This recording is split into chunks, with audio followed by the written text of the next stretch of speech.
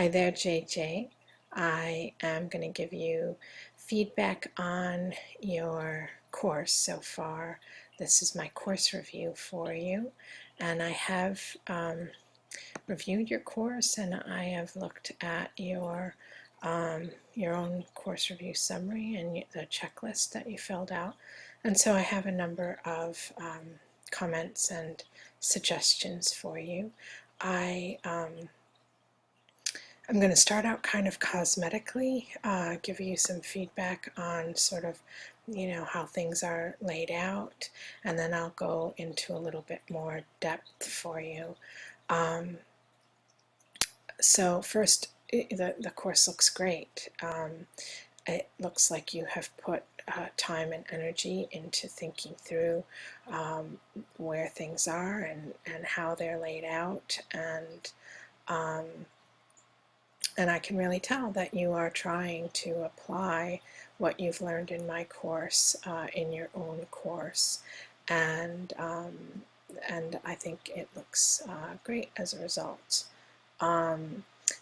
One suggestion I would make is to put your name right up here in the topic outline, so that when someone comes into your course, immediately they can see the title of the course. And it's funny because the title is here, but I would actually also put it here, like Welcome to Online Integrated Geometry, and then your name, because that way they will be able to know right away that they're in the right place. And somehow this fades into the background, like I never see it. And then they'll also know who the instructor is right away, so that there's no question about that. I also want you to think about, and you may have already, but I want you to think about the blocks that you have posted and where they are posted. So, for example, unless you are really using the calendar for some specific reason, I would get rid of it. It's in a very valuable real estate spot on your course map, and I would have people and people online and messages in this prime real estate over here. And I would just eliminate the calendar. I just don't see, and the upcoming events, unless you are really tying activities to the calendar and somehow using that to help help students navigate or push them through your content, which I don't think that you are, so I just get rid of them. I love your description here, and I know you're going to have to finish off and update your course information documents as you finish your course. Just want to point out to you that your reflections blog should be edublogs.org, not .com, and this is what it should look like. This is what it is, instead of the one that you have, which is edublog.com. So you need to go in and fix that link. Let's see, what else do I want to tell you? I love, love, love how you have this. It's very clear. And it's click here first for instructions, and you don't, it's very, very clear what the student is supposed to do first. Now, I don't see your Voicethread up, so you must not have gotten to that yet. And I'd really love to see that completed, so that I could give you some feedback on it. Make sure to model all the different types of commenting, and make sure, to ask some community building, trust building kind of questions, and to authentically interact in those questions yourself as a model for them. I think this is great. You're having them do a blog, and you're having them do Voicethread. I couldn't be happier to see that. You're going to have a meet the class ice-breaking activity, and what I want you to do is think about the form that you're using. with this form, each student is going to create a new discussion topic, and you might want to have it as a simple discussion so that it's more of a discussion instead of everyone starting their own thread, because I'm afraid what will happen with everyone starting their own thread is that they'll just introduce themselves and it'll be flat, you know what I mean, and seem kind of forced if they have to enter into everybody's threads in order to interact. Oh wait, let me go back there.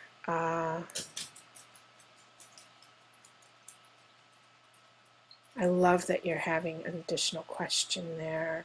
I just love your voice, the tone in how you present your content here is just really, really good. So I'm really pleased to see how you have interpreted you know, my feedback and your own you know, your own thinking through this.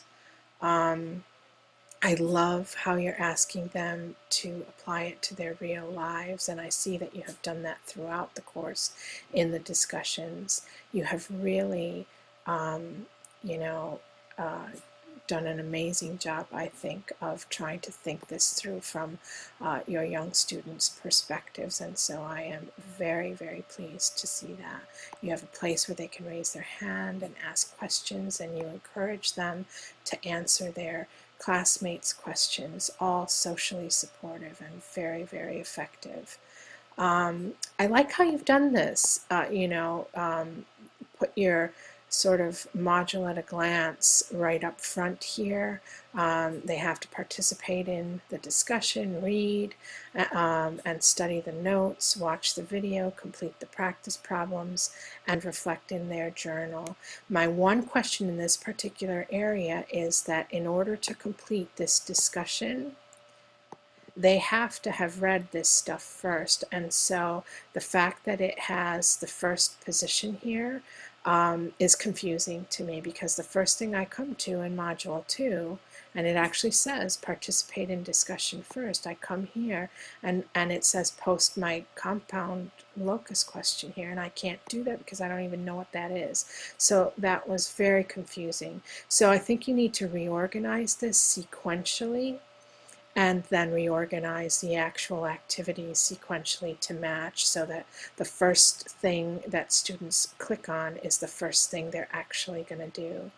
I wish that there was a different way to do this other than a PDF, because it makes the content a click away for the student. But you know, I understand, and you know, I know that you know, this mathematical stuff is difficult to explain in any other way. But I still wish that there were a different way to do it. I love that you're using videos and that you have practice content here for them to look at. I went in and tried your quiz, looked at it anyway to see what kinds of questions you were asking, and that's my attempt there.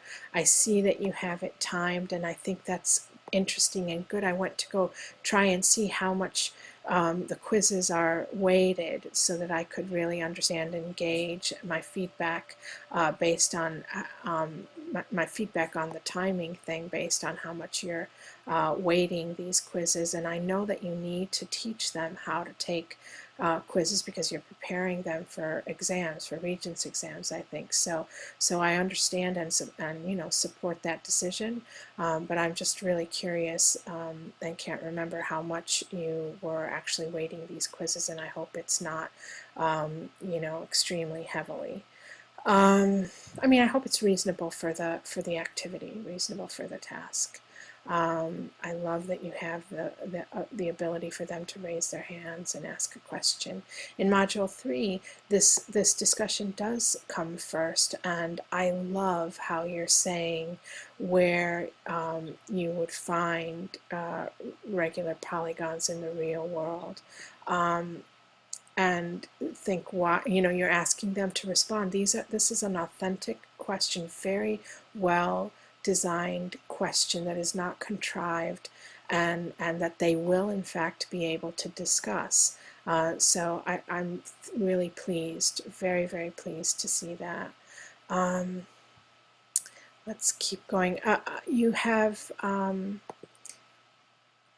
I tried all of your quizzes just to see what they were like, and I see that you have some rearranging to do, like questions should be below Module 4 discussion, and you're continuing in Module 4 to ask questions about the students' everyday lives, which I think is really fantastic, helping bring them to the understanding that what you are doing in the class is not irrelevant to their reality, that somehow it ties to their real lives and you're making them do that work. Here we are at congruent triangle proofs. And again, I love how you set up this group activity. You're telling them right up front, and you do it in a very easy conversational way that is very easy to understand. You're going to pick the partner for them to work with. They're going to be given 4 proofs. You tell them exactly what they are what to expect, and you do it in a very nice way. Again, I want to make sure that you're using the right form for this activity. In this particular one, you might want to have it be a Q&A form so that when they post their responses, they can't see other people's responses until they post their own. Moodle has a lot of different types of discussions that each have different types of functionality, and so I want to make sure that the one you're using is the best one for the activity that you are designing. So Module 5 is well developed here, and then I see you haven't really gotten to Module 6 or Module 7. You really need to think about having a place where students can go to talk about non-course related stuff, sort of like a coffee house or a lounge or something, and you need to think about closure and giving the students the opportunity to say goodbye to each other and to you, and to talk maybe a little bit about what they learned, and then also to give you descriptive feedback on how you could improve what their experience was in your course and how you could improve both the design and your own practice. You could ask them very specific questions, and if you look in the manual, I have a series of questions that you can use that will elicit the kind of feedback I'm talking about. It's not a course evaluation. It's a descriptive, you're collecting descriptive feedback for the purpose of continuous improvement of your course and your practice.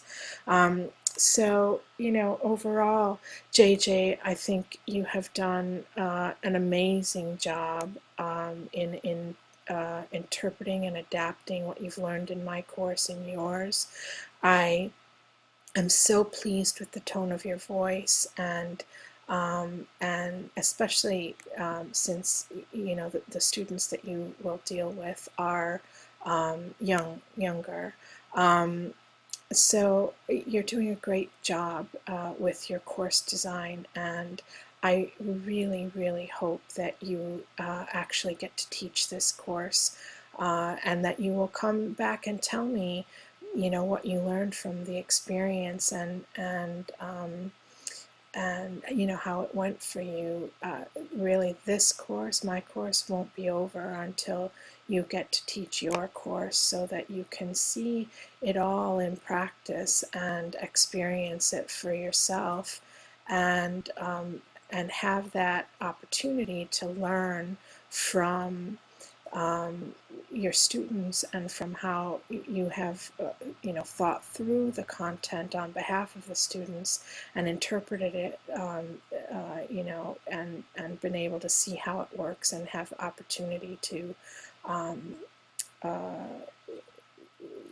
test it, pilot it, and then make your own conclusions and come to your own conclusions, and learn from that experience. So I am really hoping that you'll get to teach it, and really looking forward to seeing you finish up this course and what it will ultimately look like. Very well done.